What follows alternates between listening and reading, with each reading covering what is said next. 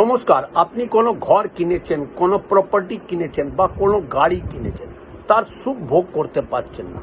ঘর কিনেছেন, সেখানে আপনি থাকতে পারছেন না, বা আপনার গাড়ি ঘন ঘন খারাপ হয়ে যাচ্ছে বা অ্যাক্সিডেন্ট হয়ে যাচ্ছে।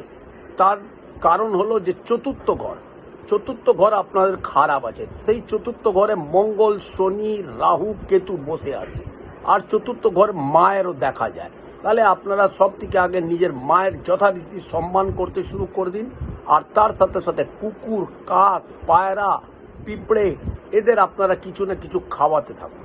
আর আপনার ইনকামের কিছু অংশ কোনো মন্দিরে আপনারা দান দিন, আর গরিবদের কিছু দান দিন। এই উপায়টা করুন, আপনাদের চতুর্থ গ্রহ বলবান হয়। আর তার সাথে সাথে আপনার চতুর্থ ঘরে কোন গ্রহটা খারাপ আছে, সেই গ্রহের আপনারা যদি দান দিতে শুরু করুন, আপনার চতুর্থ ঘর বলবান হবেন। আপনি নিজের নামে যে কোনো জিনিস আপনি কিনতে